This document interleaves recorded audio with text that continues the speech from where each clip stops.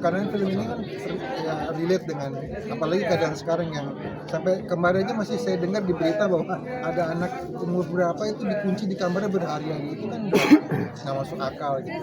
Komunikasi sih paling penting, speak up.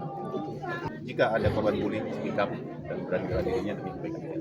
Banyak yang relate ya, apalagi karena ini isunya bullying, mungkin sangat relate dan relevan dengan kehidupan sehari-hari, sangat dekat lah gitu dalam masyarakat. Jadi nonton film untuk Ellie tanggal 17 April 2023 Nah, di bioskop. di bioskop tentunya. Terima kasih Jangan teman-teman. lupa. Sampai ketemu.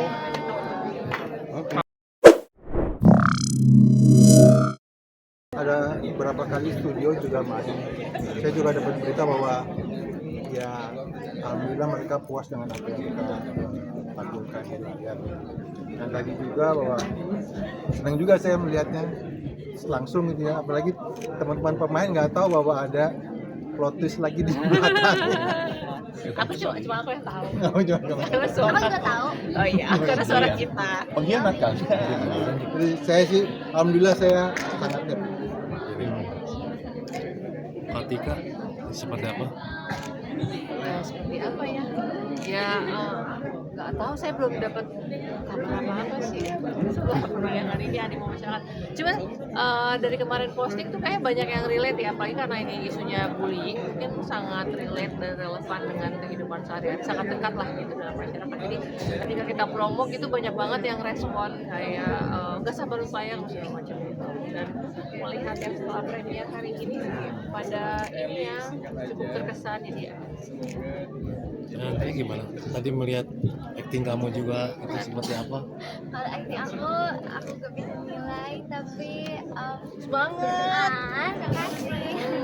Tapi aku tahu setelah pas promo kemarin juga aku melihat antusias orang-orang sangat besar sekali buat film ini. Semoga orang-orang nanti ketika setelah nonton filmnya happy dengan hasilnya dan suka. Apa pertanyaan sama juga? Sama. Ya sama. Apa ya? Yang pasti bersyukur bahwa proses panjang yang salah satu film paling berat semuanya kalau boleh ngasih tahu, karena saya baru bisa seolah-olah lepas dengan karakter Abimanyu setelah tadi selesai dari Lightel, maka saya sempat pecah di situ karena saya ngerasa sedih dan tinggalan harus berpisah dengan Abimanyu gitu. Karena untuk jadi Abimanyu saya harus recall semua pengalaman saya yang pernah saya rasakan untuk menghidupi Abimanyu sesuai dengan kebutuhan cerita ini. Dan semoga apa yang udah kami upayakan ini nanti bisa diterima dengan baik oleh teman-teman, termasuk juga pesan-pesan dalamnya tentang kesadaran mengenali diri sendiri, kesadaran bahwa jika ada korban bully, speak up dan berani bela dirinya demi kebaikan kita sendiri. Kayak gitu sih kira-kira. Mas, tapi mengkemistrikan dengan Anantia saat posisi marah apa dengki seperti mana? Seperti apa sih saat readingnya? Sangat sulit. Satu, anak saya laki-laki, jadi pendekatannya akan beda sekali dengan pendekatan ke anak perempuan kan. Dan lebih sulit lagi. Kemudian di sini Ellie adalah orang asing baru yang muncul, dan kemudian gue belajar mencintai lagi dengan kehadiran Ellie, sedangkan nanti udah gede-gede 4 orang ini. Makin kompleks adalah ketika gue udah bisa mencintai Ellie dengan kehadiran Gian lagi itu setelah fase hidupnya Abimanyu sebelumnya ya, yang cukup berat. Intinya adalah bagaimana gue bisa mencintai anak ini tapi gue membenci dia. Maka tadi kalau sempat dengar, gue nggak mau munculin Abimanyu, cuman dia keras dan tukang marah-marah aja, nggak mau. Dan diskusi juga dengan Mas Erwin semuanya, boleh nggak kita cari gali layer kenapa dia marah? Bisa nggak kita masukin karena dia merasa jadi korban justru dari Ellie. Jadi makanya ada di situ gue tampilkan seolah-olah yang mau gue sampaikan secara singkat adalah gue berhak marah ke lo karena lo udah nyakitin gue duluan. Kira-kira seperti itu. Mudah-mudahan bisa sampai juga ya, masuk ke pertandingan. Nanti ya yang gimana menurutmu? Aku nyeremin nggak sih?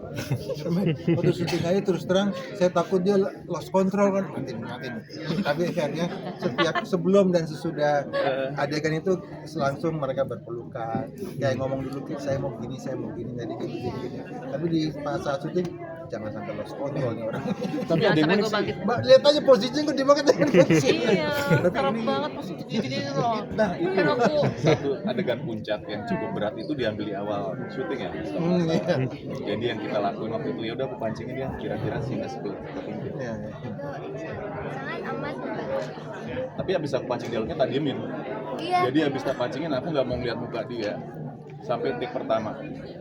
Jadi aku ngomong ya udah nggak teroleh. Begitu action masuk aku baru ngomong muka dia. Jadi abis itu baru tak bilang maaf ya tadi cuekin sengaja kok. Dan saya memang sengaja pakai 2 kamera dan saya cuma one take ya, saya nggak pernah ulang karena pasti one take itu yang paling terbaik. Mas Rizky jadi Iya. takut kena omelan netizen nggak sih dengan peran di Wow, film ini? ini pertanyaannya riskan. Setiap pekerjaan ada konsekuensinya. Kalau kita bermain bagus, insya Allah akan menerima dengan bagus. Termasuk pesan baik yang disampaikan melalui cara yang mungkin menyeramkan. Jadi mungkin orang akan kesel melihat bahwa wah Abimanyu ini kok gini banget. Ya positifnya kalau seorang Rizky Anggono yang mewakili karakter Abimanyu sampai ikut dibenci berarti terlalu mengena sekali. Tapi terlepas dari soal dibenci apa enggak, pesan yang lebih penting sih maksud gue banyak Abimanyu di luar sana yang mungkin masih terjebak gue sebagai kepala rumah tangga gue ayah udah cukup malu diri sendiri gak sih? Gue cukup kalau tadi ibu bilang salah satu faktor penting adalah lu dengerin orang. Lu udah cukup dengerin diri lu sendiri belum? Lu udah mengakui perasaan lu sendiri belum? Karena kalau enggak, lu sebagai orang tua belum tentu bisa kontrol diri lu, menyayangi diri lu sendiri. Gimana lu mau menyayangi keluarga? Itu aja sih, jadi buat teman-teman. Karena mudah-mudahan bisa menerima pesan yang lebih jauh dari Abimanyu melebihi karakter kelas yang ditampilkan. Mas, berikan satu alasan kenapa masyarakat harus menonton film ini, Mas, dan para orang tua sekarang. Pak Erwin. Ya karena film ini kan ya relate dengan apalagi keadaan sekarang yang sampai kemarin aja masih saya dengar di berita bahwa ada anak umur berapa itu dikunci di kamarnya berharian, itu kan nggak masuk akal gitu. Maksud kami di sini bahwa ya kayak pesan saya terakhir bahwa stop bullying gitu. Kita nggak komunikasi sih paling penting, speak up gitu. Itu paling penting. Jadi mungkin yang lain bisa nonton film ini, bisa berbagi empati, bisa ada empati untuk situasi ini, bisa menghargai satu sama lain. Cuma simpelnya gini lah, saya cukup percaya diri sih bahwa kalau lu nonton film lu bisa berkaca dari masing-masing karakter yang tampil di sini kok. Yana, Sana, semuanya kita bahkan ada yang bisa relate sebagai korban bullying, ada yang bisa relate bahwa oh gua ada pelaku yang disentil mesti nonton film ini. Jadi insya Allah kalian bisa lihat dengan setiap karakter problematika yang ada di film ini. Terima kasih. Oke. Ya mungkin promo terakhir. Boleh? Promo dulu. Siap. Tanya. Pak, oke baik. Jangan lupa nonton film untuk Eli tanggal 17 April 2023. Di bioskop tentunya. Terima kasih teman-teman. Sampai ketemu.